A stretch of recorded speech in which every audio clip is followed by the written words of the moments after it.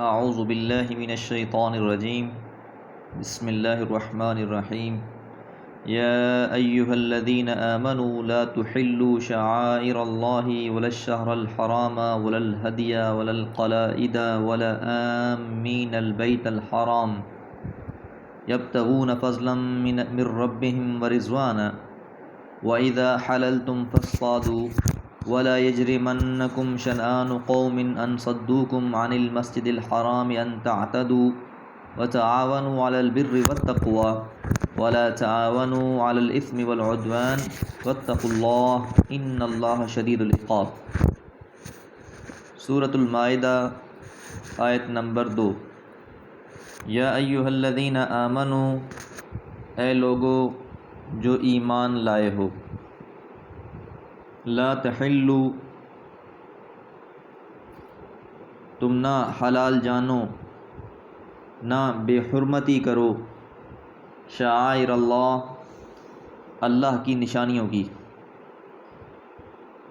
شعائرہ کی جمع ہے، یعنی ہر وہ چیز جس پر نشان لگایا گیا ہو یا بطور علامت مقرر کی گئی ہو۔ مراد وہ چیزیں ہیں جن کا اللہ تعالیٰ کے ساتھ خاص تعلق ہو اور اس خاص تعلق کی بنا پر ان کی تعظیم کی جاتی ہو۔ ولا الشہر الحرام، اور نہ حرمت والے مہینوں کی بے حرمتی کرو۔ حضرت ابو بکرہ رضی اللہ تعالیٰ عنہ سے روایت ہے کہ رسول اللہ صلی اللہ علیہ وسلم نے حجۃ الوداع کے موقع پہ فرمایا، سال کے 12 مہینے ہیں جن میں سے 4 حرمت والے ہیں، 3 مسلسل ہیں، ذوالقعدہ، ذوالحجہ اور محرم، اور 1 رجب۔ مطلب یہ ہے کہ ان مہینوں میں جنگ کر کے ان کی بے حرمتی نہ کرو۔ ولا الہدی، اور نہ قربانی کے جانور کی بے حرمتی کرو۔ لفظ ہدیے سے کہ جو لوگ حج عمرے کے لیے بیت اللہ کا سفر کرتے تو وہ اپنے ساتھ جانور لے جایا کرتے تھے۔ ولا القلائد، اور نہ ہی پٹے والے جانوروں کی بے حرمتی کرو۔ ایسے جانوروں کو کہا جاتا ہے جو حاجی حرم میں قربانی کے لیے ساتھ لے جاتے تھے۔ گو آج ہمارے ملک سے لوگ جاتے ہوئے ساتھ جانور نہیں لے کر جاتے، لیکن پچھلے زمانوں میں لوگ اپنے ساتھ جانور لے کر جایا کرتے تھے، اور اونٹوں کی کوہان کے دائیں طرف تھوڑا سا زخم کر کے مل دیتے، اسے اشعار کہتے، اور گلے میں پٹا ڈال دیتے۔ القلائد قلادہ کی جمع ہے، جس سے مراد پٹا یا رسی کے ہیں، جو پرو کر یا ہڈی کے ذریعے کسی طریقے سے علامت کے طور پر ان جانوروں کے گلے میں لٹکا دیا جاتا تھا، تاکہ ہر کسی کو پتہ چل جائے کہ یہ ہدی کے جانور ہیں، یہ وہ جانور ہیں جو اللہ کے نام پر لے کر جائے جا رہے ہیں، یہ نظر و نیاز کے جانور ہیں جو جا کر وہاں اللہ کے گھر میں ذبح کیے جائیں گے، اور اللہ کی رضا کے لیے ہی صرف ذبح کیے جائیں گے۔ تو یاد رکھیں کہ یہ جو جانور کا ذبح کرنا ہے یہ صرف خالص اللہ کی رضا کے لیے ہوگا۔ ولا آمین البیت الحرام، اور نہ ان کی بے حرمتی کرو جو قصد کرنے والے ہیں۔ آمین کہتے ہیں ارادہ کرنے والے، قصد کرنے والے۔ بیت الحرام بیت اللہ کا، یعنی جو لوگ حج کو جانے والے ہیں ان کی حرمت کا بھی خیال رکھو، ان کی بے حرمتی نہ کرو۔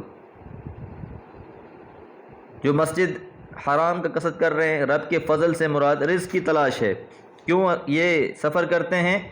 فضلا یبتغون، یہ تلاش میں ہیں، فضلا من ربہم، اپنے رب کے فضل کے، اور رضوانہ، اور اس کی رضا اور خوشنودی کے۔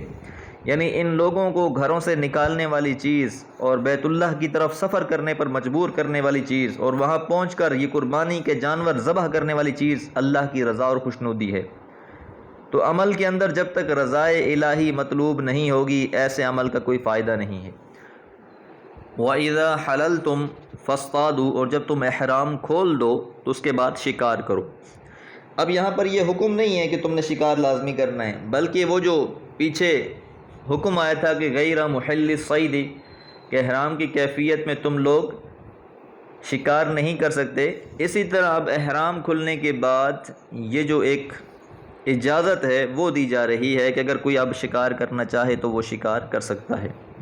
وَلَا يَجْرِمَنَّكُمْ، اور تمہیں آمادہ نہ کر دے شنآن قوم، کسی قوم کی دشمنی، ان صدوکم، کہ انہوں نے روکا تھا تم کو، عن المسجد الحرام، مسجد حرام سے.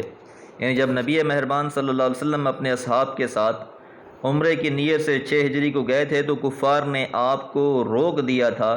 تو اب ایسا نہ ہو کہ انہوں نے جو زیادتی کی تھی اب تمہیں اللہ تعالیٰ نے اختیار دے دیا ہے، اقتدار دے دیا ہے، تو تم بھی ایسا کرو کہ انہیں اس چیز سے روکو. ان تعتدوا، کہ تم بھی زیادتی کرو. ایسا نہیں ہونا چاہیے، بلکہ اللہ کے گھر سے کسی کو نہیں روکا جائے گا.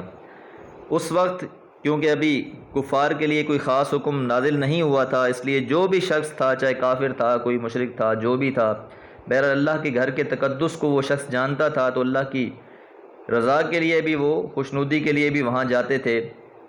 اس لیے ان کو فی الحال اجازت ہے. البتہ پھر بعد میں سورہ توبہ میں اللہ تعالیٰ نے یہ حکم دے دیا کہ آج کے بعد کوئی بھی مسجد حرام میں مشرک اور کافر داخل نہیں ہوگا. وَتَعَاوَنُوا، اور تعاون کرو، عَلَى الْبِرِّ، نیکی کے کاموں میں، وَالتَّقْوَى، اور تقوی کے لیے. ہر قسم کے نیک کام کرنے میں کو جو ہے وہ بر کہا جاتا ہے، اور برائی کو ترک کرنے کا نام تقوی ہے. یعنی انسان جب نیکی کرتا ہے تو یہ بر ہے، اور جب انسان گناہوں سے بچتا ہے تو یہ تقوی ہے. تو اس لیے حکم یہ دیا جا رہا ہے کہ گناہوں سے بچنا ہے اور نیکی کے کاموں میں ایک دوسرے کے ساتھ تعاون کرنا ہے. وَلَا تَعَاوَنُوا، اور تم تعاون نہ کرو، ایک دوسرے کی مدد نہ کرو، عَلَى الْإِثْمِ وَالْعُدْوَانِ، گناہ پر اور سرکشی پر. گناہ کے کاموں میں تعاون نہیں کرنا. اگر کوئی غلط کام پہ آپ کی مدد مانگ رہا ہے تو آپ نے اس کی مدد نہیں کرنی ہے. کوئی نیکی کا کام کر رہا ہے تو آپ خود کوشش کریں کہ اس کے مددگار بن جائیں. وَاتَّقُوا اللَّهَ، اور اللہ تعالیٰ سے ڈرو. ان اللہ، یقین اللہ تعالیٰ، شدید العقاب، سخت سزا دینے والے ہیں. اس لیے انسان کو تقوی پیدا کرنا چاہیے، اپنے دل میں اللہ کا خوف پیدا کرنا چاہیے. جو بھی نیکی کے کام ہیں ان میں ایک دوسرے کے ساتھ تعاون کرنا چاہیے، اور جو برائی کے کام ہیں ان میں ایک دوسرے کے ساتھ تعاون نہیں کرنا چاہیے، بلکہ کوشش کرنی چاہیے کہ اس میں بھی ایک دوسرے کو برے کام سے روکنا چاہیے. جس طرح کہ حدیث مبارکہ میں آتا ہے کہ رسول اللہ صلی اللہ علیہ وسلم نے فرمایا، اپنے بھائی کی مدد کرو، خواہ وہ ظالم ہو یا مظلوم. ایک آدمی نے عرض کی، اللہ کے رسول، جب وہ مظلوم ہو میں اس کی مدد کروں گا، لیکن اگر وہ ظالم ہو تو میں اس کی مدد کس طرح کروں؟ فرمایا، اس وقت اس کی مدد یہ ہے کہ اسے ظلم سے روک دو. اللہ سے دعا ہے کہ اللہ تعالیٰ خیر کے کاموں میں ایک دوسرے کے ساتھ تعاون کرنے والا بنائے اور برائی سے بچنے کی توفیق عطا فرمائے. وما علیہ الا البلاغ.